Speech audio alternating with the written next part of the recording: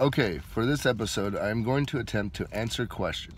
A friend of mine was concerned about their faith and how they have a problem with understanding that only Adam and Eve created all of mankind. So I said, well, let's look at Genesis and see what Genesis has to say on the matter.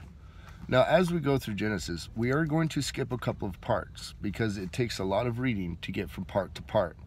So what we will do is we will focus on these very particular parts, and then we'll see what we have come to a conclusion of afterwards. So for here, we're going to start at Genesis 1, paragraph 9, I believe is how you say it.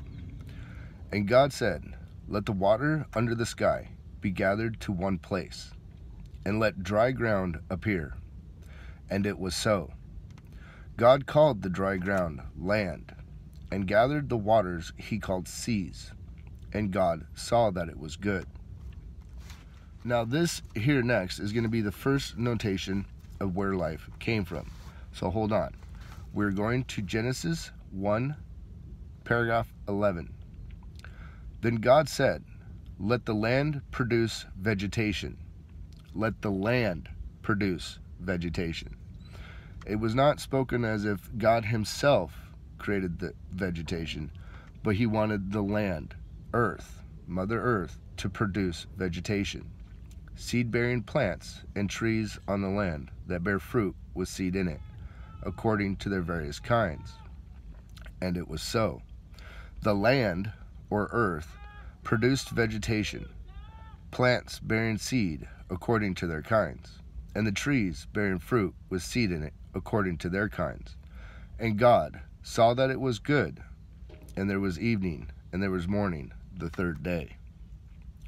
Now we're going to skip forward to Genesis 1, paragraph 20. And God said, "Let the land teem with living creatures, and let the birds fly above the earth across the expanse of the sky." So God created the great creatures of the sea, and every living and moving thing with which the water teems, according to their kind, and every winged bird, according to its kind. Now in this paragraph, we have a notation that God created the great creatures of the sea, and every living thing and moving thing which with the water teems. So this is a separation between what God created and what God had something else create. So when we go back to Genesis 1, paragraph 11, God said, "Let the land produce vegetation." So the land is responsible for the production of the vegetation.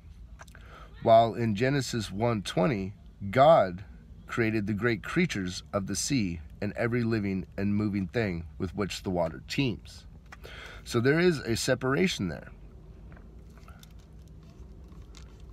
And then, if we go to Genesis 1:24, and God said, "Let the land produce living creatures according to their kinds, livestock creatures that move along the ground, and wild animals, each according to its kind." And it was so. So we have God said, "Let the land produce living creatures." Now we do know that God created the land, but thusly the land created the living creatures. And then we go down to Genesis 1:26.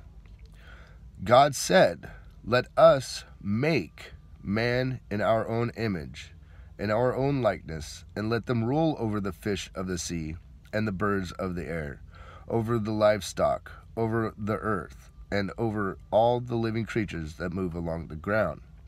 So God created man in his own image. In the image of God, he created him. Male and female, he created them.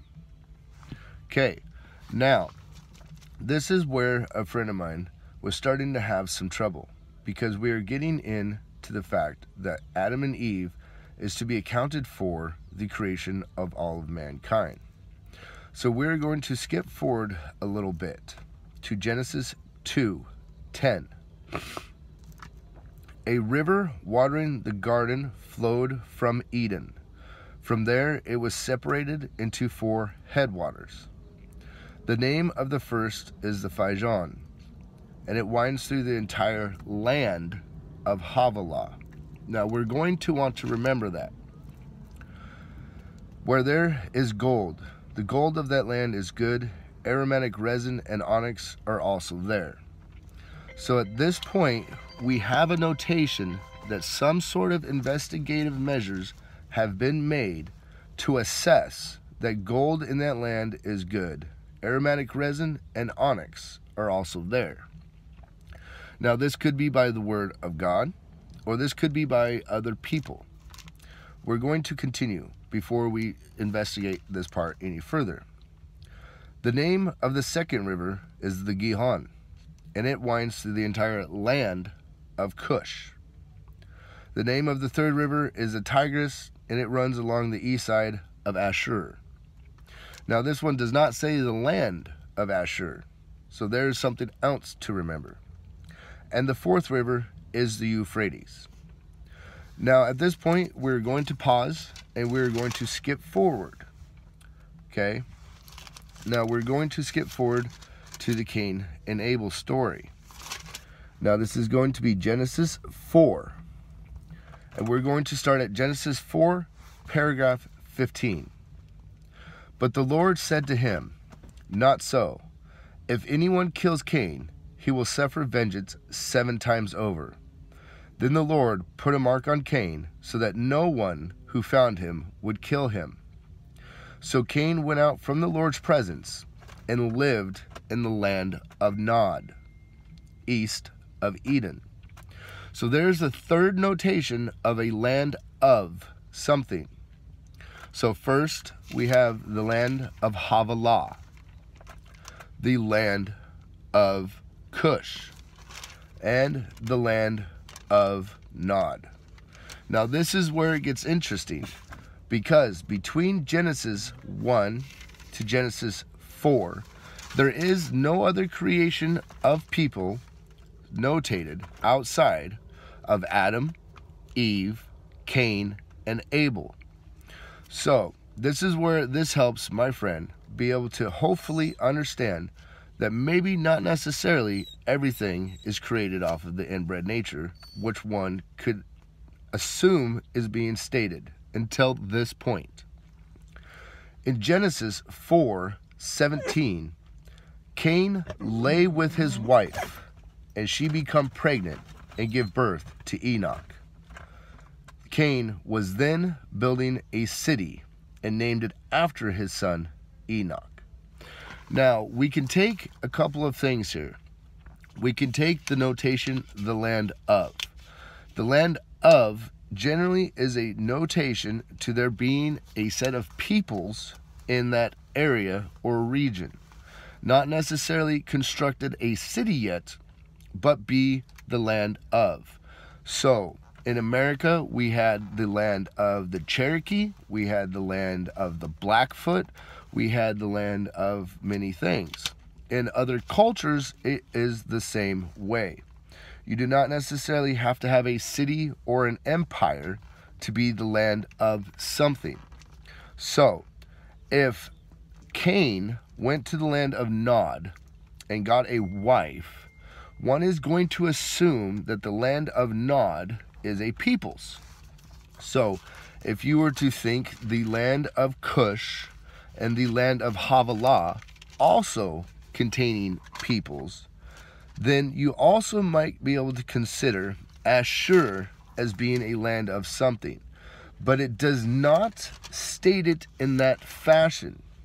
So one may or may not be able to assume Ashur is a land of something as well.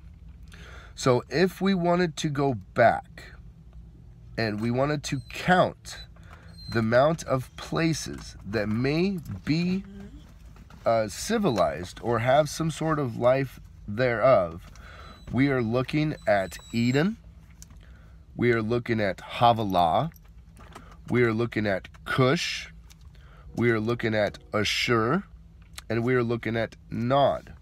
Now that currently counts for 5 places that may have existed with life thereof. And this is, again, notated because Cain was able to go to the land of Nod and ended up with a wife. And there is no stories of Eve giving birth to a child outside of Cain and Abel at this point. So unless you are going to assume that Eve left with Cain and went to the land of Nod, we are going to have to assume that there may have been peoples in this land. And if we're going to accept that assumption, then we might as well be willing to entertain the thought that the land of Kush and the land of Havilah, and potentially this place that runs, this river that runs along the east side of Ashur, could all be civilizations. I would love to hear your thoughts on the matter, and please like, subscribe, and share. This is Kevin Quinn Fuller with the Omni Faith Report. Have a good day.